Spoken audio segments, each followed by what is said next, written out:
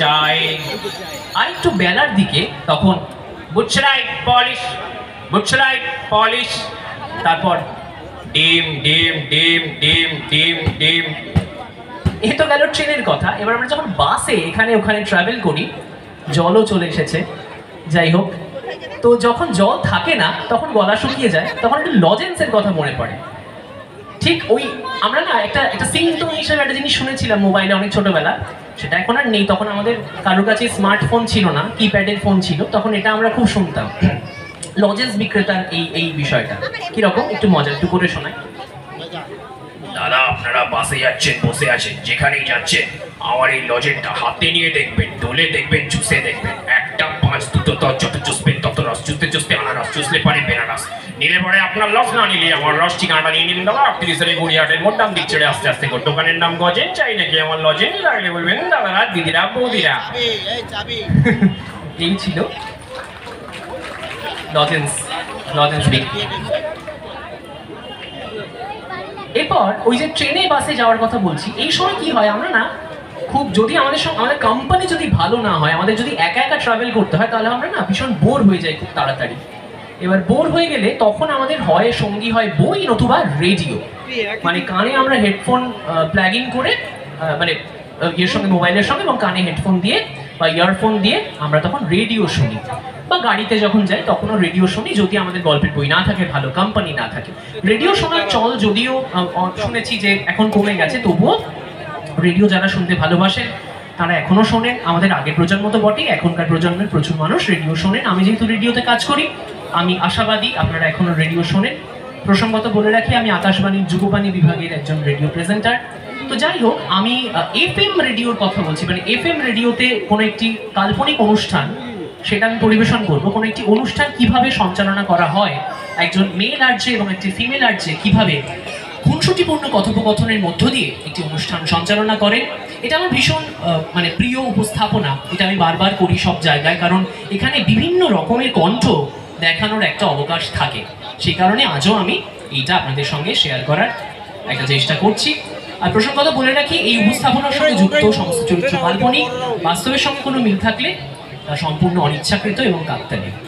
শুরু করি এফএম রেডিওর একটি অনুষ্ঠান। সেখানে অ্যাডভার্টাইজমেন্ট ব্রেক থাকবে, বিভিন্ন বয়সের কলার বন্ধু ফোন করবে। বেশি কথা না বাড়িয়ে শুরু করি, শুনতে থাকুন। 109.7 FM, it's melodramatic. নমস্কার, 109.7 FM আমি আরজি শতরূপা তোমার সঙ্গে ছিলাম, আছি, থাকবো। আর এই ঘন্টায় তোমার জন্য সাজিয়ে রেখেছি প্রচুর গান, প্রচুর গল্প, প্রচুর আড্ডা।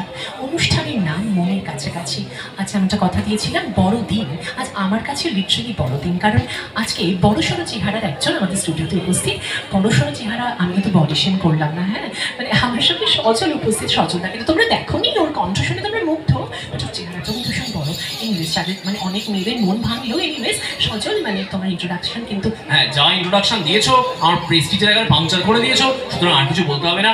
যদিও সুন্দরী মেয়েরা পাশে বসে থাকলে আমি একটু পরাজয় স্বীকার করে নিই। যাই হোক, হ্যাঁ হ্যাঁ, মনে রাখবে আমি কিন্তু অনুষ্ঠানের হোস্ট, সুতরাং আমার উপর দিয়ে যাওয়ার চেষ্টা করবে না, কারণ জল যদি আমার মাথার কাছে এসে থাকে কি, আমি কিন্তু তাহলে রুদ্রমূর্তি ধারণ করবো। না না, তোমার ওই সৌম্য রূপটা ধারণ করলেই হবে। হ্যাঁ, এই তো আমাদের স্টুডিওর ভেতরে চা চলে এসেছে। হ্যাঁ নিশ্চয়ই, এটা এই সার্ভিসগুলোর জন্যই মানে আমাদের কাজগুলো আরো সহজ হয়। আর জলও চলে এসেছে। তবে এই যে নয়েজ আসছে এত, আমার মনে হয় স্টুডিওটা একটু রিপেয়ার করার প্রয়োজন আছে, কারণ বাইরের নয়েজ প্রচণ্ড আসছে এখানে। সেই সঙ্গে ক্যামেরা পার্সন আমাদের রয়েছেন দেবদত্তা মিশ্র, নতুন জয়েন করেছেন আমাদের এফএমে 109.7 এফএমে। ওর নতুন চাকরি, মানে বলে রাখলাম আর কি, বলাটা উচিত না, আমাকে আমার ভীষণ রাগ করবে। 17 এই সময় পরে বুঝে নিও। হ্যাঁ, মানে দেবদত্তা মিশ্র কন্টিনিউয়াসলি কিন্তু ভিডিও করে চলেছে। না মানে এটা তো ফেসবুকে লাইভ যাচ্ছে, তাই না, মানে এখানে প্রচুর কমেন্টস আসছে। আমি রিকোয়েস্ট করবো কমেন্টসগুলো, ভালো ভালো কমেন্টসগুলো কিন্তু আমার বলার জন্য, মানে একেবারে মৌনব্রত পালন করো না, তাহলে তুমি চাকরি নিয়ে টানটানি করতে পারে। এনিওয়েজ, আমি অনুষ্ঠানের মূল পর্বে চলে যাই। হ্যাঁ, অনুষ্ঠানটা কি নিয়ে? তুমি আমার উপর দিয়ে যাওয়ার চেষ্টা করো না। যাচ্ছি না। অনুষ্ঠানটা কি একটু বলো। হ্যাঁ, আজকের অনুষ্ঠানটা হচ্ছে বড়দিন নিয়ে, যেমনটা বললাম। মানে বড়দিনে আমরা কি করি, বাঙালিরা বড়দিনে তো কেক খাই, তারপরে মানে আমরা একটা জিনিস, সান্টা ক্লজের অনুষঙ্গটা কিন্তু আসেই। তা তোমার জীবনে তোমার সিক্রেট সান্টাকে, বা তোমার জীবনে সান্টা ক্লজ তোমাকে গিফট দিল। ছোটবেলায় সান্টা ক্লজের ডেফিনিশন একরকম থাকে, বড়বেলায় সান্টা ক্লজের ডেফিনিশন একরকম থাকে। তোমার কাছে সান্টা ক্লজ কিরকম, তোমাকে সান্টা ক্লজ কি গিফট দিয়েছে, তুমি সান্টা ক্লজের কাছে কি গিফট চাইবে, সে সব কিছু নিয়ে তোমরা মনে রেখো, লুকুল দুকুল উচার করে ওই গানটা হয়ে যাক।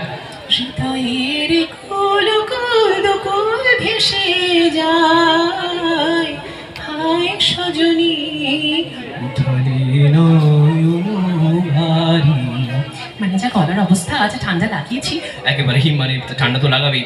এই আমরা না এই এই প্রোগ্রাম করে ঠান্ডা ঠান্ডা লেগে যায়, চট করে একটু চাটা খেয়ে। হ্যাঁ সে চা খেয়ে না, মানে প্রাইভেট এফএমের এই একটা সুবিধে জানো তো, চাটা খেয়ে অনুষ্ঠান করা যায় আর কি। একেবারে কোনো রকম কোনো বাধা নেই, এটা খুব ভালো। একেবারে একটু চাটা সিপ করে নিই, তাহলে ভালো লাগবে। একদম করে নাও। না চাটা বেশি গরম নয়, তাই বলে আমি বলছি না আবার করে আমাকে চা দিয়ে যেতে ব্যস্ত করা উচিত নয়, কারণ সকলেরই কাজ আছে, সকলের সময়ের দাম আছে, আমাদেরও সময়ের দাম আছে, কারণ প্রচুর অনুষ্ঠান হবে ব্যাক টু ব্যাক। সুতরাং আমার অনুষ্ঠান তো শ্রোতা বন্ধুরা বেশিক্ষণ শুনবে না, আমি আর এই নিয়ে বেশি কথা বাড়াবো না। তো বলে দিলাম, ফোন নাম্বারটা চট করে বলে দিই, কোন ফোন নাম্বারে আমাদের